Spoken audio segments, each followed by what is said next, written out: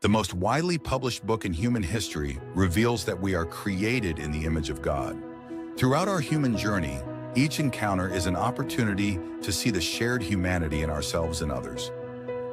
Regardless of one's views on religion, each experience and each story weaves us together towards a common a path of transformation, a process of growth and understanding, a recognition that, at our core, we share a common destiny.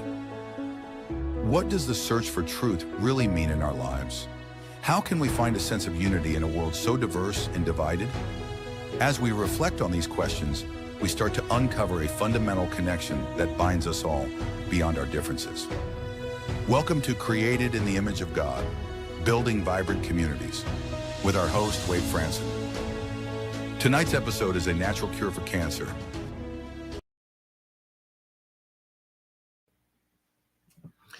Good evening, everyone, and welcome to Created in the Image of God. I could not be more excited to launch into tonight's show. We have a very esteemed guest, a distinguished, successful worker in the field of health and wellness, Sylvie Beljanski, the founder of the Beljanski Foundation, which was founded in honor of her father's work and to carry on the legacy. Sylvie launched this foundation here in the United States, although her family is originally from France. We'll get to know a lot more about her right now. Welcome to the studio, Sylvie. Hello, thank you for having me. It's an absolute pleasure. I've been really looking forward to this show, especially given some of the history and background that I've shared with you. This is a topic that's near and dear to my heart that we don't really give enough attention to on this show. We focus a lot on the role of religion in society and, those kinds of topics. But at the core, going way back to the book of Genesis, it's revealed that we were put on earth. Adam was put on earth to dress and keep the garden.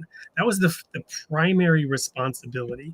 And throughout the Bible, we have messages around, I wish above all things that you would prosper and be in good health. And I come to provide life and to provide life more abundantly, said Jesus. So we have these inputs about this physical world. And even though ultimately in the religious traditions, there's a spiritual message and a transcendent future salvation and whatever comes after this life that is the focus. But we're supposed to use this life to learn how and to prepare for that eventual future. So let's just focus now on that. We're going to go, as we always do, deep into your background. And in your case, the work that you're doing today very much has to do with how you grew up. So let's start there. Tell us a little bit about the creation story of Sylvie Beljanski. How did that start? How did it come about that you were placed here on Earth? Well, I would like to say that I did not see coming, absolutely not coming what happened, but what happened for the best. And looking back, I could not be happier about the journey that was given to me, and everything that was given to me makes sense. I'm now in my 60s, and I had an amazing life, and I am extremely grateful for every piece of it. The good, the bad, the training, the ups and downs, all with a purpose. Yeah, exactly. I happened to be born in New York. That was not planned at all. My father was a scientist at the Pasteur Institute in Paris, France, and at the time there was a fellowship between the Pasteur Institute and NYU, New York University. And my father applied for the fellowship, and there was no email at the time. So everything took very long. It took 2 years for him to get the approval. And by the time he had married my mom, and they were expecting me. So I was born in New York, and I got this American citizenship that at first was like something that just happened to be, but was not going to do anything with that. At the end of the fellowship, my parents went back to France. I was raised and educated in France. I never thought I would come back to the States and make my life here. So you're saying that that's not actually a New York accent that I'm hearing?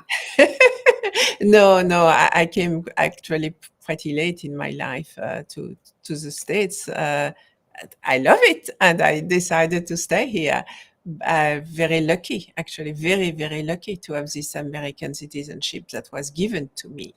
I also was raised in this scientific family. My father, again, was a PhD in molecular biology. I have 5 generations of scientists behind me, and I thought it was enough. Time to end the curse here, and I would never get involved into science. Actually, I grew up seeing a lot of people coming at home who were sick. My father discovered those products that were helping a lot of people, and I was, as a little brat, I did not want to get involved with those sick people. It's just kind of, no, not for me. I wanted a life of joy, of fun, of course, like when I was a teenager. And I had very little sympathy for those people. I thought I would never get involved, never do anything. Never say never, right? Exactly. But even though I did not want to get involved, I highly respected the work of my father. I knew it was working. I knew my parents were helping a lot of people. And he was working with some very famous scientists too. Is that correct? Yes. When he was in New York, he worked with Nobel Prize Severo Ochoa at NYU. And then at the Pasteur Institute, of course, he was under another Nobel Prize, Jacques Monod. Yes. And he got in a great opposition with Jacques Monod. I mean, it was really 2 men with two concepts of science that really opposed each other. And Jacques Monod, having received the Nobel Prize, was not keen in seeing somebody in his own department challenging his discoveries. And Jacques Monod tried to crush my father's work. And my father stood up for what he believed was true. And that escalated into a lot of animosity. And when my father was proven right, and then eventually helped François Mitterrand, the former French president of France, when Mitterrand had advanced prostate cancer and was deemed unable to finish his second term. But Mitterrand started to turn to my father and get the products that helped him to finish his second term. That was too much. And 9 months after Mitterrand finally passed away, there was a SWAT team. The French government sent the army with machine guns, helicopters, dogs, everything, like going to war to arrest my father and destroy his laboratory. And was this in the early 1980s? That was exactly October 9, 1996. Oh wow! So it was even later than that, yeah. Because I was in Europe beginning in 1984, and I'm trying to remember, and of course I was so Mitterrand was in power then and it was Helmut Kohl over in Germany, and it was that era. Okay, got it. Yeah. So I knew that my father had done nothing wrong. I knew that in my heart. And I was a lawyer in 1996. I decided to go to law school. I was not going to get involved into research science, but I went to law school. And my first thing was to take care of my father's legal defense. And the more I was looking at the legal defense, the more I understood that this was not about a crime, arresting a man who had done something wrong. It was about suppressing evidence of research, of knowledge. That's what it was about, to suppress knowledge. And then I said, this is not going to happen. I'm going to do something about it. And Yeah, so I just had to quickly Google to get my bearings here because I was confused myself. So Mitterrand was president from 81 to 95. That's why I was thinking early 80s, because when I went to Europe, he was the president, but he was president for a long time. yeah, 2 terms, and terms were 7 years at the time. Yeah. So that's 14 years of reign, because he was really ruling the country like a king. And the doctor had, diagnosed that he had the cancer has spread everywhere, that he was not going to be able to make it. So they should prepare the country for early elections, give morphine to Mitterrand, and that was it. And then Mitterrand had a mistress. It's a French story. So the mistress knew about a good doctor who had good results by using my father's product, and that's how Mitterrand started to take the products. And against all odds, it started to get better and better. But that was so public because that was a president. So There were very powerful people involved in the link between pharma, government, industry, big money, who did not like at all that some natural compounds could do better than the official medication, and that they would not allow that to happen. Well, I think that's a great point to go to our first commercial break, which is actually a video about the book that you wrote. And when we come back, we'll talk a little bit about that transition from you being that girl who grew up in your father's shadow and not wanting to be around those sick people to actually getting involved and engaged and carrying on the legacy of your father. Don't go anywhere. We'll be right back with more of Sylvie Beljanski and a natural cure for cancer.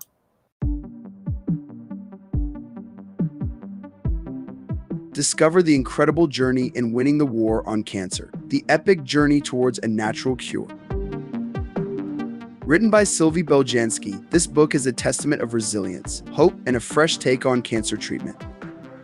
Michelle Kagan, former Health Sciences Institute editor, says winning the war on cancer offers an eye-opening glimpse into natural cancer cures and the many lives they've saved and changed. Since being published, Winning the War on Cancer, the epic journey towards a natural cure has garnered various awards, including being the #1 bestseller on Amazon in the holistic health category, #2 bestseller in the health and oncology category, plus being the winner of the onlinebookclub.org's Book of the Year. Get the book, support the foundation, save lives. Available at beljanski.org/book in ebook, audiobook, and paperback formats. Use code.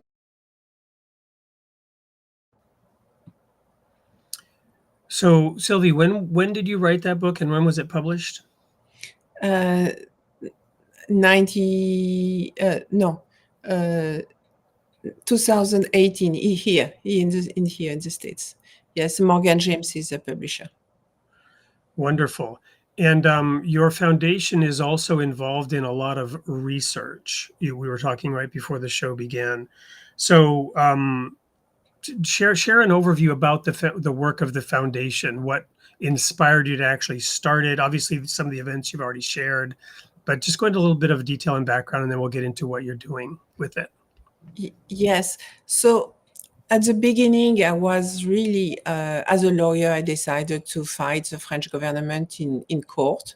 We won an unanimous decision at the European Court of Human Rights because the French government would not even explain what they had done and why. It was secret defense. But I quickly realized that winning in court was meaningless, actually, for the scientific legacy. What my father was doing was helping people, and winning in court was not going to do anything for people. So the only thing I should do was to continue to make the products available, continue to help people with the products, and continue the research and get American scientific evidence that those products are doing what my father said they were doing. Not just evidenced by testimonials, because that's not looked upon as scientific, but really peer-reviewed papers, peer-reviewed publications. And that I could only get that through creating a non-for-profit organization here in the States and try to fund those research with some events, and then trying to create partnerships with scientific institutions. So over the years, we have been able to work with Kansas University Medical Center on ovarian and pancreatic cancer, with Columbia University on prostate cancer, with Cancer Treatment Centers of America, little fragments of RNA, which are specific of the bone marrow, help the bone marrow create white blood cells and platelets during chemotherapy. And we continue now with breast cancer stem cells research, because every time we have had extremely good results confirming that those little plant extracts, all natural, without any toxicity, able to recognize cancer cells, destroy cancer cells wherever they are located. Men, women, doesn't matter. It goes wherever it recognizes, makes a difference between a healthy cell, a cancerous cell, goes to the cancerous cells, induce apoptosis of these cancerous cells, prevents the duplication, and doesn't harm healthy cells. So we have been confirming that on different kind of cancer, also different stages of cancer, from inflammation, for example, of prostate, to full-blown cancer, to advanced cancer which doesn't respond to hormonal treatment anymore. And now the new research is on cancer stem cells. Cancer stem cells is something very few doctors speak about, because conventional therapies like chemotherapy or radiotherapy do not destroy those cancer stem cells. Cancer stem cells are those embryonic cells within the tumor which are able to resist conventional treatment and eventually will create a new tumor, the relapse of cancer. So it's very important to be able to address them. And it turns out that the little plant extracts that my father discovered do so. And I get everything published in peer-reviewed papers. Everything is available on the website of the foundation, beljanski.org. And it's for everybody there to see and to share. Wonderful. So let's go back to a moment. I'm intrigued and interested when you mentioned you won the court case. The government or those who had shut your father's work down really could not give any reasons for having done so. They really had no basis for what they had done. They just basically had the power to do so. So they exercised their power, their authority, and they came in and shut it down. But you won the battle in court. So just spend a minute on that event, or how long did that go? And it took 4 years. They used all the shenanigans, legal shenanigans they could, to delay, to deny, to refuse, to refuse everything we were asking, every analysis we were asking. They just said no to everything. And finally took the case to the European Court of Human Rights, because you cannot let the defendant rot and die without ever giving him his day in court. But that's exactly what they did. So it was not a difficult case to win, because they were absent. There was no case. No, right. Exactly. They did not respond. They did not try to justify their attitude. Wow. They had destroyed my father. They thought that his research was destroyed forever. They never thought that a little lawyer would carry on the legacy. They couldn't, did not. That was beyond their poor little imagination, and they thought for them the case was over, case closed. Do you see Well, I'm going to come back to this question. Let's spend a minute on what I'm calling the medical industrial complex. I'm sure it's not my term. Others have probably used that term. We've had some apologists for COVID and the approach that was taken with COVID on the show to have this discussion. And I've I've said that, well, medical science is biased. And then I talked to a PhD economist who said you shouldn't use that term. You should explain that there are incentive structures in place. Incentive structures, which can be summed up with the following soundbite. They told me to follow the science. I followed the money, and that's where I found the science. Right? Excuse me. Just got to clear my throat here. I can't. Yes, they tend to pretend that science is a consensus and the science goes there or the science doesn't go there. In fact, when you look a little bit deeper, you find science studies which are going in every direction.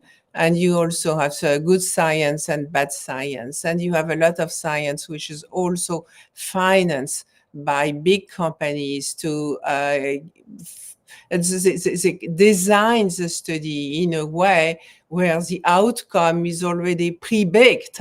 They will know what they are going to get out depending on the ingredients they are putting in it. And for example, if it's very easy there was a few years ago a big study on vitamin E.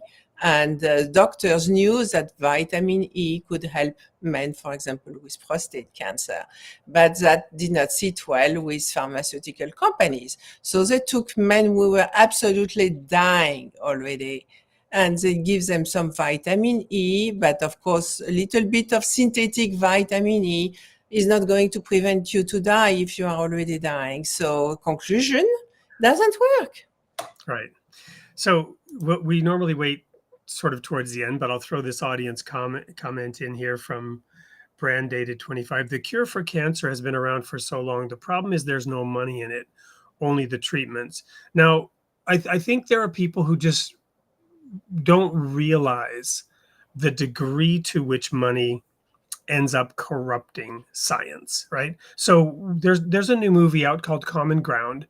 We were talking about it. I recommend people watch it because it shows really clearly how the big chemical companies have taken over the educational system in America for agriculture, such that everybody that goes to study agriculture is indoctrinated in an agriculture based on chemicals, which actually destroys the soil over time.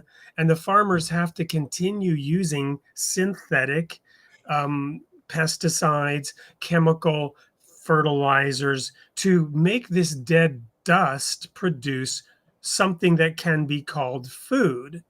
But the whole system is completely corrupted, physically, morally, and also the research and science behind it, by the fact that there's an incentive structure in place to continue to push big agriculture. And it's the same in many areas of our modern world, where existing capital structures and power structures are incentivized, and it becomes like a Frankenstein monster or a dinosaur that has to continue to consume and grow to survive. And everything feeds that system, and everyone feeds off that system, and no one can fight it because everybody's getting their livelihood from it. And in the medical industrial complex, research and development has a profit motive.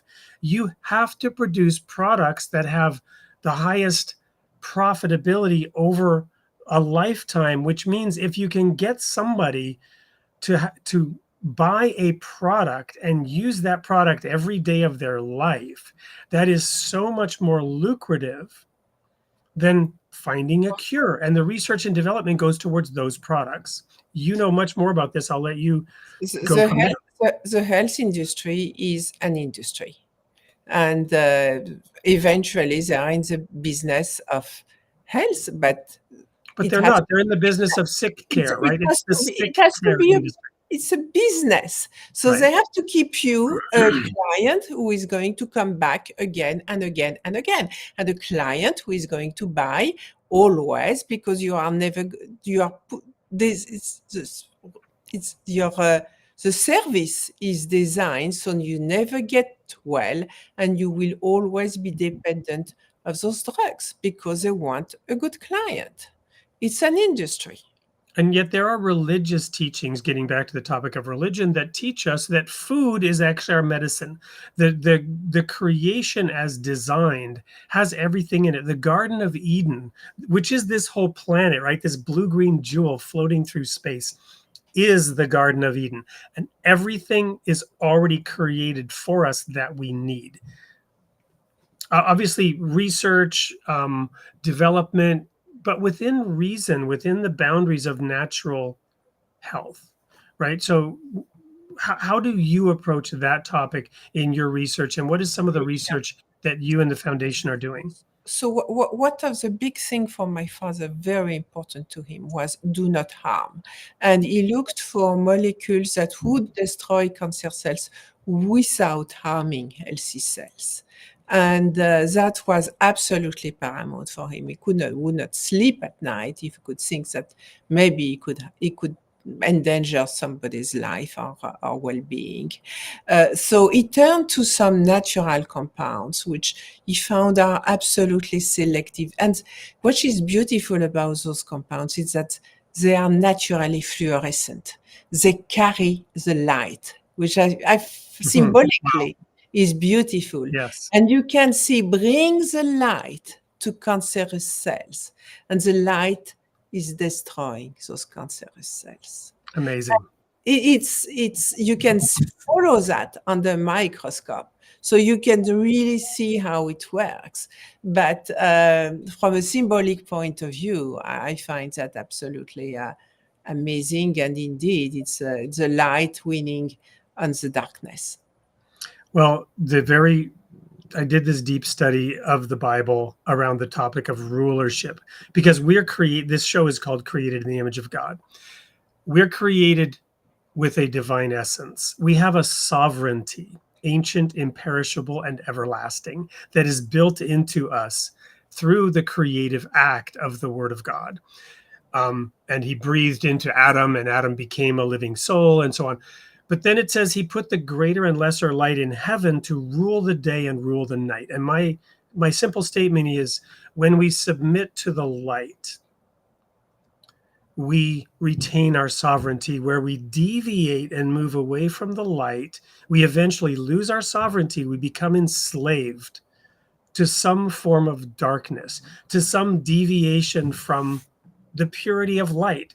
Light, we will never get to the sun, right? The sun is too hot, but we turn towards it. And the trees, they reach their branches out towards it, right? The sun and the moon are symbolized on the wall behind me. People might say, what is that thing? Well, that's the sun and the moon, right? The light and the reflection of the light. Even in the darkness, we have the reflection of light to turn towards, to find our way out of darkness. I just love that you've identified that there's light inherent in the cure for cancer. Yeah, absolutely. And actually that comes from my father already did this research. And there is now a lot of interest in looking into laser and how laser can help also destroy cancer cells. And this is a new line of research I'm really looking forward to developing and learning more how the fluorescence actually is mechanically destroying cancer cells. Wonderful. We're going to take a quick break. When we come back, I'd like you to talk a little bit about the products, how they work, maybe some stories along the way, some discoveries in the research. Don't go anywhere. We'll be right back with more of Sylvie Beljanski and the war on cancer, the natural war on cancer. They say the courtroom is where truth comes to light. For one neurosurgeon, it became a test of everything he believed in: his skills, his integrity, his resilience, and his belief in his chosen field. A patient's life forever changed. A Native American husband searching for accountability. A skilled defense attorney trained by the Native American psychologist, and a doctor caught in the middle, fighting to defend not just his actions and his humanity, but medicine in general.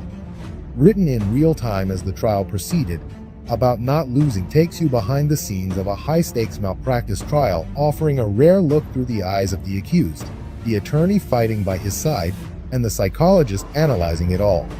But this is more than a story about the law. It's a story about the many diverse people involved in a trial.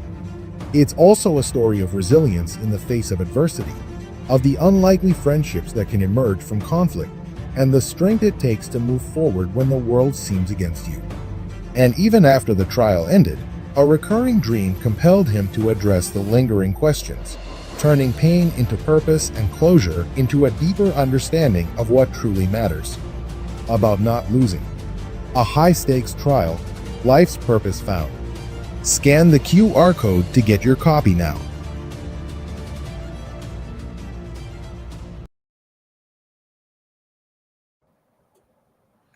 Welcome back to Created in the Image of God. We're here with Sylvie Beljanski, founder of the Beljanski Foundation. Right before the break, we were talking about the products that use agents or ingredients that are fluorescent and actually bringing light directly to the war on cancer. Shed some light on that, if you would, Sylvie, the products and the research that you're working with, and what are you coming up with?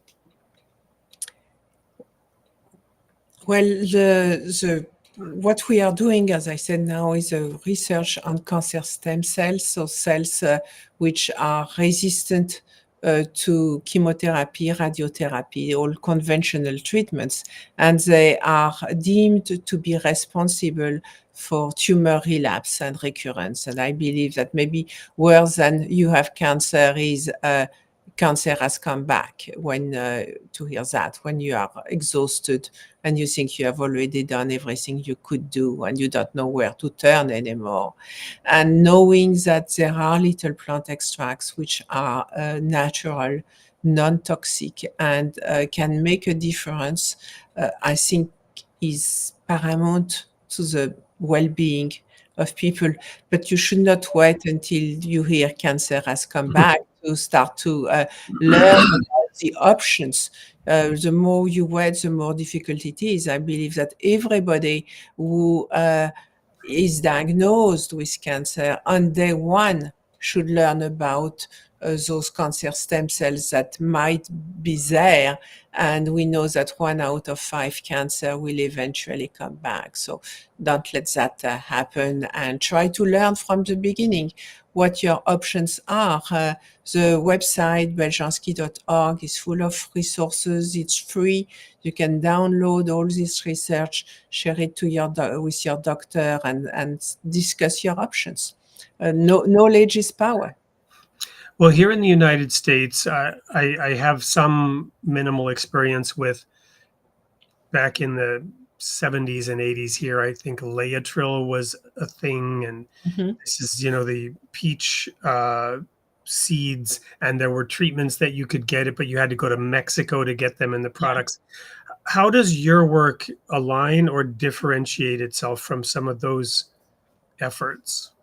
So as a lawyer, my first thing when I came here to the States was to notify the FDA of each of those plant extracts as new dietary ingredient. So they have been available legally in the States since 1997 as new dietary ingredients. So they can be sold as dietary supplements. However, on beljanski.org, you will only find ingredients and research. You have to go somewhere else at Maison Beljanski to find the products, and you will not find any claim on the website of Maison Beljanski. So these are supplements. How do you then, as a lawyer, walk that razor's edge between identifying these as items that people can, So I speak versus? Yeah, I speak about the ingredients and how this and about the research. And people need to find the products. I tell them where is the website, but of course I do not make any claim around the products themselves. important, right? Your mileage may vary as one, right? Hmm? There are probably as many individual circumstances as there are people, and I'm sure the results would never be exactly the same. Well, over the years, we have seen a lot of things. For me, it's all started this obligation of doing something with those products. I did not know, of course, at the beginning where up to where I would take that. But at my father's funerals, I had people coming to me and say, without your father, I would not be here. I would not have been able to walk my daughter down the aisle. I would have never have seen my grandchildren grow. And then as I decided to carry on with the research and give presentations about the new research, I had people coming to me with more stories. And last year, I had this person coming, "Hi, do you recognize me?" And I was like, "I'm sorry, can you refresh my memory?" And she was, "I gave you a testimonial 20 years ago about my breast cancer. And I told you that I did the chemotherapy, but I took the products together with the chemotherapy, had no side effects at the time, no burns, no problem. And look here I am 20 years later. I'm a little bit of gray hair, but everything is fine." And really, it make me feel that's really what what I am doing, because I wish that to everybody to be able to survive cancer beautifully like that, and be able to give me another testimonial 20 years later. So my own I'll spend a moment on my own personal story. Um, going way back, my mother was an alcoholic. She smoked and drank during the pregnancy.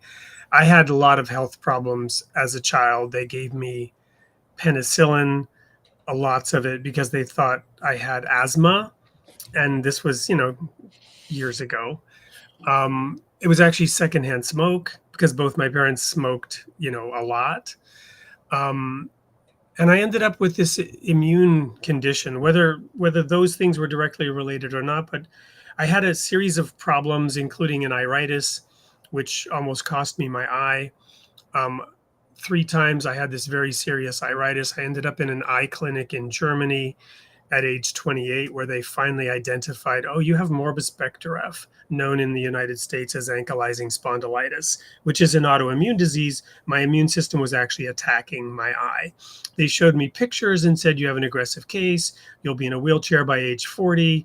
You'll eventually die young because, your organs will be compressed by this constant, basically the soft tissue in my back and all my joints, hips, and shoulders was being eaten up by my own immune system, right? And that I then went on a quest. I read 100 books. I did all these different treatments, alternative treatments, because they had nothing to offer. They were just going to give me cortisone, right? And I said, will that help? And they said, well, no, but it will ease some of your symptoms. I'm like, but will it get me better? And the answer was really no, it'll actually make you worse, right? So I didn't go that route. All these alternative treatments that I tried, eventually changing even the way that I thought, and was completely healed, in complete remission, right? But what medical science was going to offer me was that thing we talked about earlier, which is, yeah, you will become a patient of ours as you slowly decline from age 28 over the rest of your life, and you will die young. But here, there's something we can give you and sell you along the way. So I guess this opened up me to this idea that there are these alternative treatments that people need to seek out, that people need to take charge of their own health and go find the answers. So Let's go ahead and put that website Yeah. right here in the chat. I grew up seeing a lot of people who were kind of skeptical about the work of my dad because it was with natural compounds. And for a lot of people, natural compounds means, not serious. It's not going to really make a difference. And that's why I wanted so much to have this scientific foundation doing research with academic institutions to confirm that natural products can be just as potent as synthetic one, but without doing the harm. So are you familiar with Bruce Lipton, this Mm-hmm. biologist? He's got the book Biology of Belief. You mentioned something about RNA earlier, Yes. and he did research into the difference between RNA and DNA. What can you share about maybe a little bit more about that?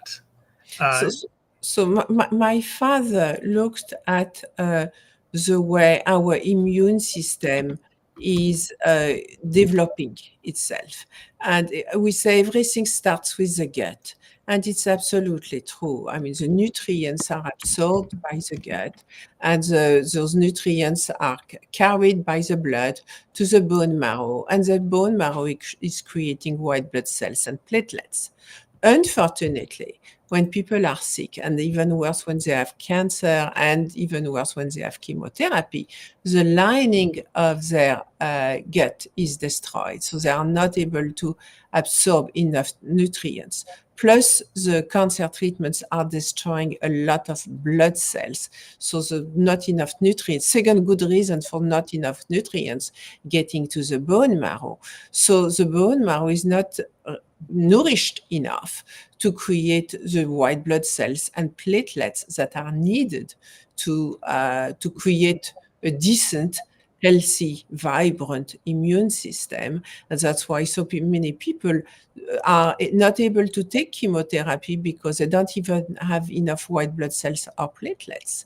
My father had the idea to create a shortcut, give to bring to the bone DNA of the bone marrow, the little fragments of RNA, which are exactly what the DNA of the bone marrow needs to synthesize and create a new generation of white blood cells and platelets. So it is food. Forget, it has nothing to do with the RNA of the COVID vaccine. It's completely different kind of RNA. This is really food designed to feed the bone marrow and help the bone marrow do its job to create white blood cells and platelets. And it works. We had a clinical trial at Cancer Treatment Centers of America on people who had not enough platelets to continue to carry on with their very nasty chemotherapies. And thanks to those little RNA fragments, they were really, nobody needed transfusions. They were able to go through their treatment without too much damage. And that's really very, very, very unique. There is nothing like that on the market. There is no toxicity. So it can be taken for a long, long time. And the benefits are not just for people undergoing chemotherapy, because it helps create a new generation of immune cells. So it helps even for other things. And we currently have another clinical trial going on in Europe, in Bulgaria, on long COVID. Long COVID, there are people who have had COVID and are kind of unable to fully recover.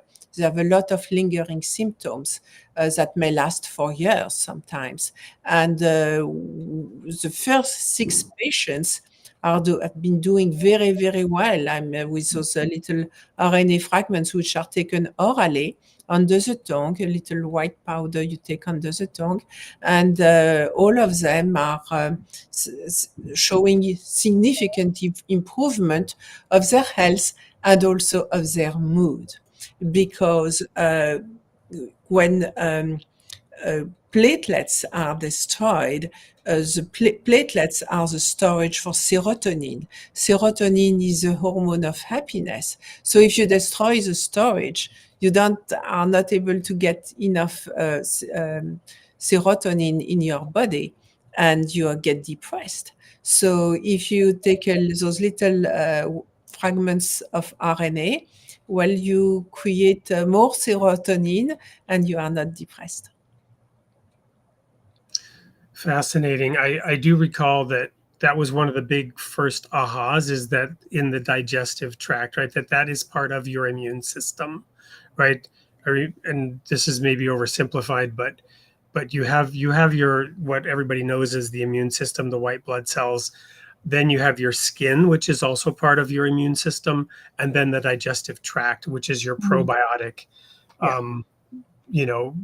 chemical factory, if you will, not chemical, but that's where it's all created. And I went through a number of natural cleansing programs, and I had my own plan to enable healthy cell generation. And I had this plan to do this for 14 years, which sounds crazy, but I wanted to, because I read that all your cells are basically replaced except for your brain cells every 7 years. So I figured if after 7 years I could create a better photocopier to make better copies, then those 7 more years later, In any case, it happened all faster than that. The change was faster. Yeah, of course. You don't need to get new cells all over your body. I mean, the lining of the gut are very fast dividing cells, so you're actually replacing them faster than within 5 years. I was basically well on the track to permanent wellness, and healthy like I had never been my whole life. Of course, I had to change a lot of things. I had to be willing to change everything about my life in order to get well. The first lesson was, I'm sick. Doesn't help to blame this or blame that or blame the other thing. What am I going to do about this? Right. That was like the first big aha moment for me. And not pitying myself or asking God why, just following through on doing what I needed to do to become well. Absolutely. And you were speaking, of food, absolutely, but also emotional healing. Yes, Can be extremely, extremely important and necessary to get to wellness. So isn't it fascinating, though, this whole thing about the mRNA vaccines with COVID, or supposed vaccines, right? I found one of the most shocking things was how they moved the goalposts. They created this vaccine, which wasn't a vaccine at all. I'd never taken a flu vaccine because they're not vaccines in the first place, right? They trigger an immune response that may or may not be effective in helping you fight off the disease, but it's not a vaccine. It doesn't prevent you from getting it. And then in the end, they were saying, well, you get a less severe case of it, right? But at what cost? Because in 1818, Mary Shelley wrote the book Frankenstein, right? And to me, the mRNA vaccines are like the Frankenstein version of what you're talking about, right? A scientific monster gone crazy that kills its own inventor. It's a genetic manipulation, and once you have the spike protein in you, you can always try to detox. It is there, and it is. You will never completely get rid of it. You have to learn to cohabit with it. And this was forced on everybody, basically. It was forced. They deny that they forced anybody. But I mean, people have, whether they get it through vaccination or they got sick by being contaminated by the disease, or both, because the vaccine did not prevent us to get COVID. The result is more or less the same. You get the spike protein in you, and I think at this point, everybody more or less has been exposed. Well, but that was, so there are two things to me that are the most insidious about that. One is the denial that it was man-made in the first place, right? That it came from the Wuhan laboratory, that it supposedly was not the result of gain of function research, which Anthony Fauci got funding that enabled him to move the outlawed research from the United States, where it was outlawed, to Wuhan, China, where that research could be continued. It was outlawed in the United States, and he obtained the funding. This is well known to anyone who cares to research it. He obtained the funding to continue this gain of function research in Wuhan, China. And lo and behold, this thing came out of Wuhan, China, supposedly from a bat cave, right? But it wasn't Bruce Wayne. It was Bruce Wayne's bat cave, if that was the case, right? It was manufactured. That was the first insidious part. The second one, to me, is the fact that they have so muddied the data that's possible by forcing everyone to get these vaccines. It's impossible now to sort of sort out what actually happened, right? But we do know that this vaccine was not our friend, and all this research is coming out about that. But the data is incredibly muddy now because of the forced vaccination, and who actually got COVID or the vaccine or which one came. It's incredibly muddy. You know, at the beginning, you were speaking about money. And one thing is not muddy and is very clear is that they got, the Pfizer got the patent for the vaccine just before the pandemic. Yeah. So just on time, like they knew exactly what kind of mutation some kind of bat would suddenly. Right. Yeah. Of course not. The year before. And the other thing. And what was the prototype of that? Well, let's see. What was Fauci involved in? AIDS research. Yeah, absolutely. He was the big master of health research in the 80s, absolutely. And the other thing, which is also interesting, you look at Davos. Davos in 2019, they started the Build Back Better. Right. In 19. There was nothing destroyed in 19. There was no need to build back anything. But in Davos, they knew. Yep. What a tangled web we weave. Well, and on that note, we're going to quickly go to another commercial break. When we come back, we're going to interact with some of the audience comments. Don't go anywhere. We'll be right back with more of Sylvie Beljanski and the natural war against cancer. We have arrived at a critical juncture socially, economically, and environmentally, where only innovative methods and ideas will generate the necessary changes your business requires.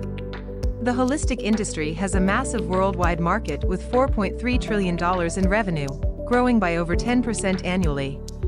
Still, nobody can become an expert and thrive in the wellness and sustainable industry without the appropriate experience and wisdom. In The Business of Wellness, an entrepreneur's guide for growth and purpose, Sebastian Hilbert presents a step-by-step process that encourages you to tap into what you truly love and refocus that passion for achieving your wellness business goals and making a lasting, positive impact on the world. Get ready to step into who you are meant to be and cultivate the courage to take your business to the next level by securing your copy of The Business of Wellness at soupllc.com.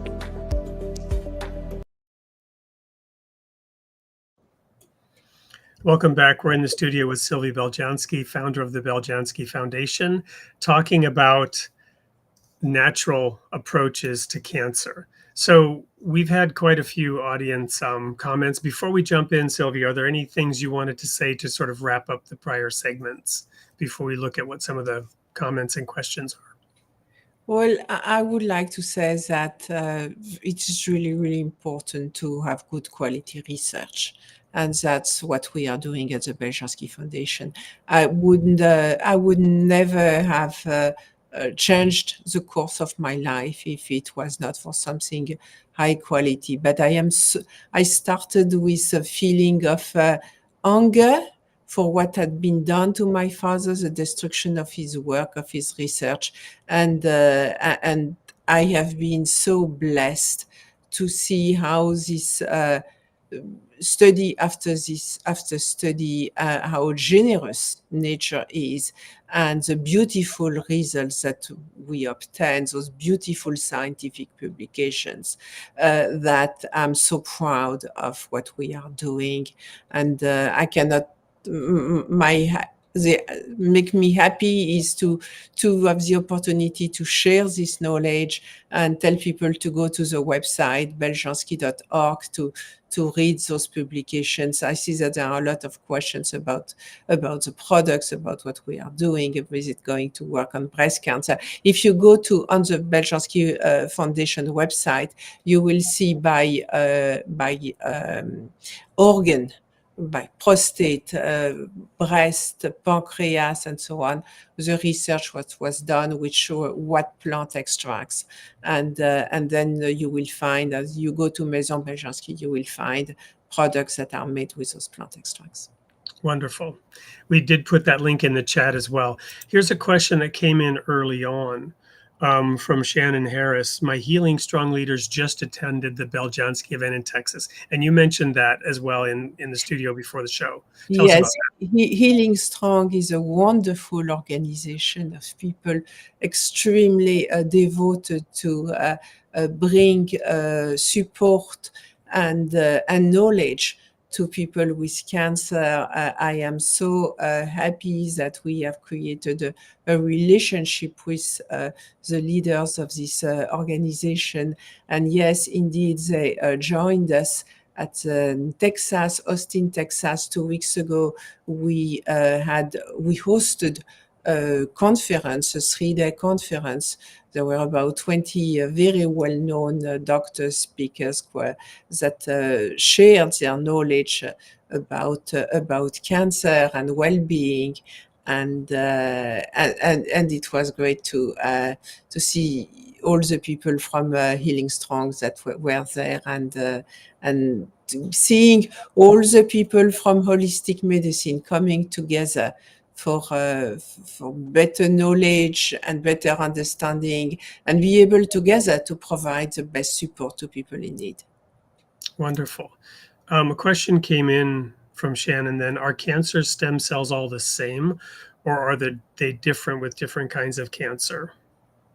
So, of course, cancer stem cells are embryonic. It is the same thing that healthy stem cells. Healthy stem cells are very well known because they are used for regenerative medicine. They can be injected in different organs just to help regenerate.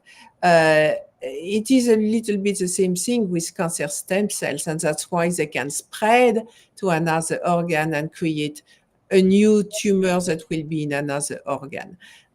So they are not different so much from each other line of cancer, but what is very important about them is that they are embryonic, and therefore they are able to resist chemotherapy, and they are able to self-renew. Here's a question or a comment from Gina. Beljanski has been curing cancer and tumors in Texas for some time. The FDA keeps suing him, and a judge had to throw a fit at the FDA. It was awesome. I just looked up, I wasn't familiar with Beljanski, but he also has this statement, first, do no harm, on his website. Are you familiar with this work, and is it similar? Yes, it's different because it's not working with plants. He is working with some peptides from urine, I believe, which are also definitely some interesting properties. It's a different approach, but indeed everything natural. Everything which is not making pharmaceutical companies rich got in the way, of what was been approved of the FDA. It seems like for now it's maybe going to be a little bit different, and that's why it is so important that people involved in natural medicine seize the moment and try to change the old way things are done right now.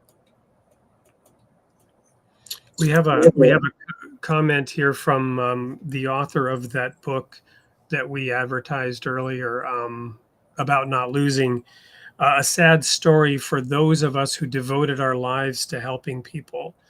Well-intentioned words, medicines, and operations. So you and I talked about this a little bit in the studio beforehand, that most people, in terms of sheer numbers that are involved, unlike you as a little girl and me from time to time, not wanting to be around those sick people, there were those people who they really did devote their lives.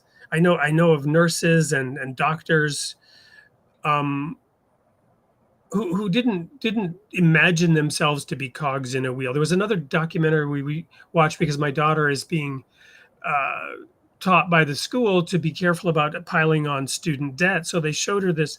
They advised her to watch this documentary before she applies to university, and they showed how this guy was an orthodontist, right? And he racked up $1 million of student debt studying to become an orthodontist. And the way it worked was it just keeps getting worse and worse, because little did he know when he started how expensive it would be to get through his internship. So by that point, you're 400,000, you're $600,000 in debt. And now the light is at the end of the tunnel, and you just take on more debt to get through and complete these final stages.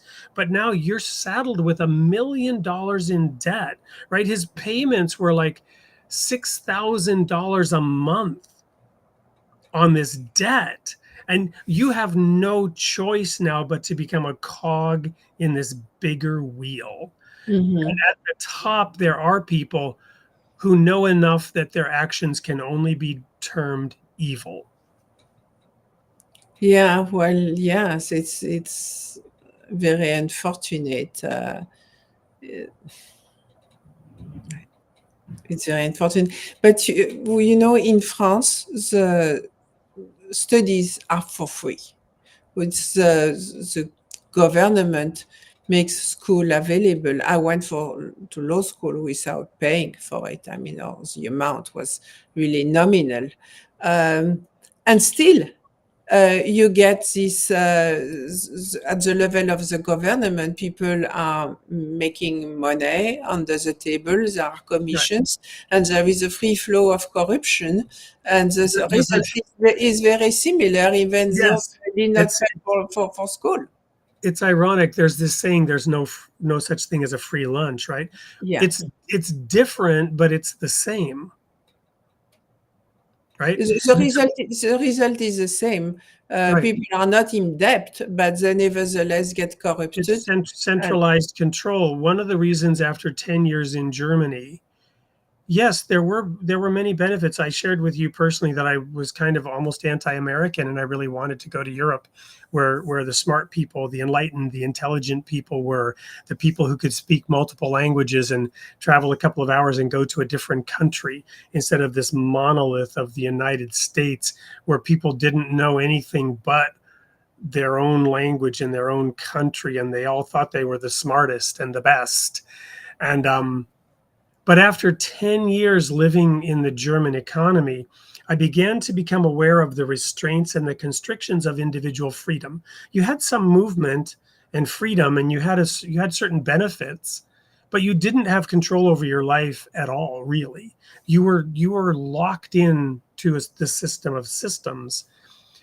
Here in the US, you can choose to not rack up $1 million in student debt. You can go a different path. You can get grants. You can work it a different way. You have more options and more choices, which also means you can make bad choices. You can personally make really, really bad choices. Yes, but you can own those bad choices. You Yes. can learn from them.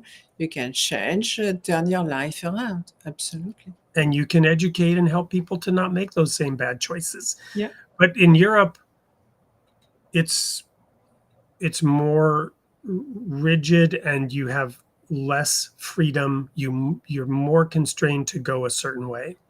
I would say people are not even aware of what freedom is, and they are completely astonished when you ask some questions about why are you doing this that way? And they're just saying, it's the way. It is the way to do it. Yeah.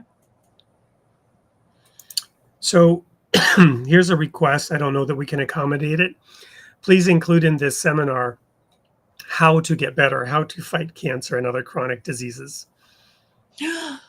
Oh my God! In this seminar, it would take Exactly. it's a long class. It's a several day seminar. There's no silver bullet. There's no magic pill. Look, where to start? When I finish my presentation about my little plant extracts, I tell people those little plant extracts are going to help you at the cellular level, whether you are afraid of cancer, you have cancer, or you are in remission of cancer. Those little plant extracts, they will recognize any cancerous cell, precancerous cells, inflamed cells, and they are going to do what they have to do. Now, that will give you time. The big question is, what do you do with this time? And this time, you should use it to have a healthy life, because healthy means also happy on the long term. And this making the sound choices every day. It's little choices every day. What do you choose to eat? What do you choose to drink? How do you choose to exercise, or do you choose to eat Doritos in front of the TV? I mean, all those little things, day after day, are going to make the difference with your life. No, come on. Sorry. I don't want to see that. I don't want to see that. So It's no, horrible. but in moderation, perhaps, but and that's going, and then also your emotions. How do you process your emotions on your life? Are you subject to your emotions, or do you understand your emotions and process them in a healthy way? Are you stuck in negative relationships, or do you also own your relationships around you with people that you can love and who love you? All those things. I think too, just getting out in nature, right? Just getting into a nature walk. We do workshops here. We've shared about that on our property for teenagers, where we teach them how to plant seeds and how to grow those plants. And even if you just have an apartment and a little balcony, to at least connect with nature, the natural growth processes that were designed and created to work. And getting back to the religious, God says he sends rain on the unjust and the just alike. This freedom that we're talking about, freedom of choice, is inherent in being created in the image of God. I'll conclude my thoughts and then turn over the mic to you to wrap up the show. But going back again to that Garden of Eden story and the forbidden fruit, right? The tree of the knowledge of good and evil. And God says, if you eat of that, you're going to die. And then a curse was pronounced on Adam and Eve, which basically mapped out, hey, your life is going to be difficult and hard because you're taking to yourself the right to choose good and evil. And God recommended not to do that. But if you fast forward into the New Testament, here's the aha moment. The Apostle Paul said, you are like babes. In the Corinthian church, they were arguing and bickering and they had all these problems. And he says, you're like babes. You haven't learned the first thing. You have need that somebody teach you the most basic things again. And then he said this interesting thing. Strong meat. You have need of strong meat. He said, strong meat belongs to those who by reason of use have exercised their senses to discern good and evil. So the Apostle Paul is really saying, yeah, we were always meant to eat that forbidden fruit. God knew we would take to ourselves the choice of discerning good and bad, good and evil. He knew the only path forward was the school of hard knocks, right? What that means is you can inject yourself with your serum, right? Your mRNA toxin. Or you can go back to the source. You can study creation. You can study nature. You can study the food and the plants, as the Beljanski Foundation has been doing, right? And you can discover that God already gave us everything we need. He gave us the latent abilities and talents, the creativity, the intelligence to discern good and evil and to come up with the right answers. But we have to follow a moral path, a pure path. We have to purify our own hearts. We have to first do no harm and all the other principles, follow the light, but you can figure it out. You can get out of the darkness. We can clean up this mess we have made. Yeah, of course, and it's can be the purpose of each of us, our life, to make to leave the world a better place, to make a difference, to bring love, joy, health to the people who surround us, and what is a better way to give sense to our life and to what was given to us. So the opportunities were given to us. Let's make the most of them. Wonderful. So, Sylvie, last words about the Beljanski Foundation, your work. I've put the website in the chat again so that people can go there and begin that education process. Yes, and my book is a very easy book to read. It's a good place to start. It reads like a novel. It's the title again is, let me put that in the chat. Help me out here. The title of your book again. Winning the War on Cancer, the Epic Journey Towards a Natural Cure. It has been, I have it here. Winning the War on Cancer, the Epic Journey Towards a Natural Cure. It has been published by Morgan James, and it has my story. So it reads like a novel, but how I started everything in here in the States. But as I take the reader with me, I share everything I learned along the way. So when you have finished the book, and you will finish it because you want to know the end of the story, you will learn a lot about cancer, about research. And at the end, there are the protocols that were given to us by Dr. Markovich, who was a good friend of my father. And he wrote a number of protocols for different kind of cancer. And I put included all that in the book. It's available on paper, on ebook, and also on audiobook. Wonderful.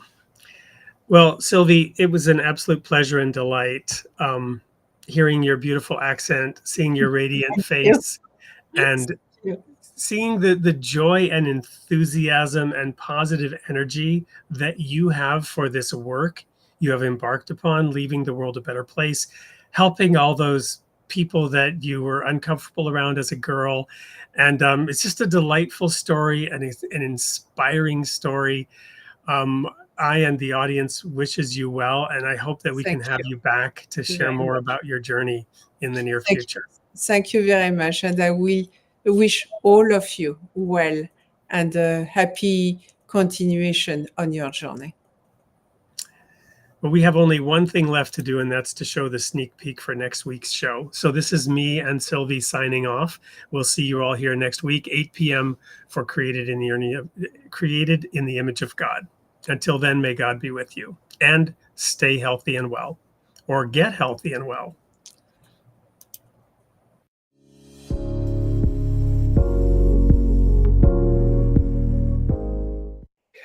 Hi, everyone. It's Wade Franson back with another sneak peek for the Created in the Image of God show.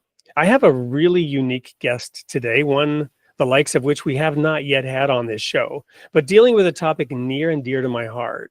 Because as some of my audience knows, I personally have experienced divine intervention. Don't like to talk about it much because it's really personal. It's for me. It's not my testimony, or I don't at least want to use it that way. But the question is God's promise of divine healing still valid today? Well, we have a gentleman who comes from a family of doctors, but who today practices the art of divine healing through prayer. Welcome to the studio, Beatty Carmichael. Well, thank you, Wade. And in a simple answer to your question is yes, it is. I'm seeing almost 90% of everyone who goes through a simple process of petitioning the Lord in the right way get miraculously healed from addictions to chronic pains to mental illnesses and more. So I can definitely say everything I'm seeing in hundreds of people, it's still valid today.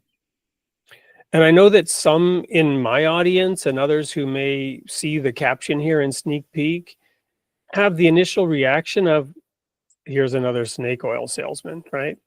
But having talked to you and understood the depth of your understanding of God's holy word, I really wanted to bring you onto the show to dive into the word of God, because there are some apparent contradictions that are often used to cause, well, I shouldn't say they're used to cause doubt, but they cause doubt in people. Is that a factor? Why isn't this widespread if you're having such success with it? You know, it's interesting. The Lord told me years back through a prophetic message that I was going to teach on healing that had never been taught before.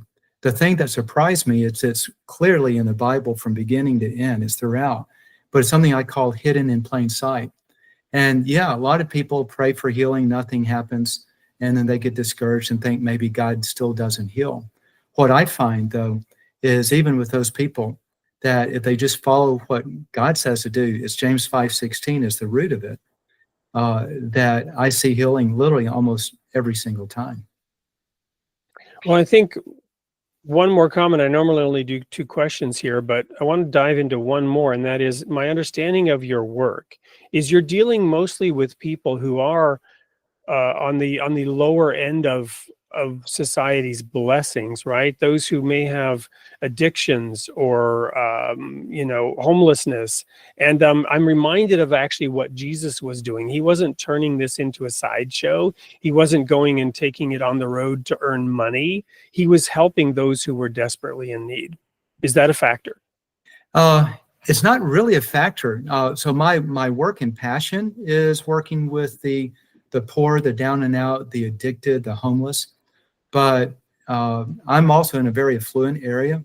And as I lead all my friends and others through it, I find that it works the same for millionaires as it does for homeless people. I mean, it's like, the way I describe it real simply is it's a law, right? You can look at it empirically. You can go through this process.